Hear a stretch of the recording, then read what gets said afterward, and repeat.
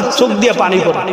ওই পূর্বে হাদিস বলছে এক সাহাবী, ইয়া রাসূলুল্লাহ, আপনি তো বলছেন সন্তান মারা গেলে কান্না করবা না, তা আপনি তো চোখ দিয়ে পানি ঝরতেছে। আল্লাহ রাসূল বলে, আরে বোকা, সন্তান আমার কলিজার টুকরা মারা গেছে, আমার তো শোক থাকবে, কিন্তু আমি দোষী সাব্যস্ত করি না, আপনার চোখ দিয়ে তো পানি ঝরবে, কিন্তু জবান দিয়ে আল্লাহর উপরে কোনো কথা আসবে না। আপনি ওই যে মইরা গেছে চিল্লা পাল্লা করা যাইবে না, কোনো কিছু করা যাবে না। ধৈর্যের সাথে আপনার শোক তো আছেই, কারণ চোখ দিয়ে পানি ঝরতেছে, কিন্তু ধৈর্যের সাথে থাকা লাগবে। জোরে বলেন ঠিক কিনা? যদি আপনি থাকতে পারেন, আল্লাহ রাসূল সাল্লাল্লাহু আলাইহি ওয়াসাল্লাম বলেন, এই সন্তানটা কিয়ামতের ময়দানে আপনার জন্য বড় ধরনের একটা সম্পদ হয়ে দাঁড়ায় যাবে।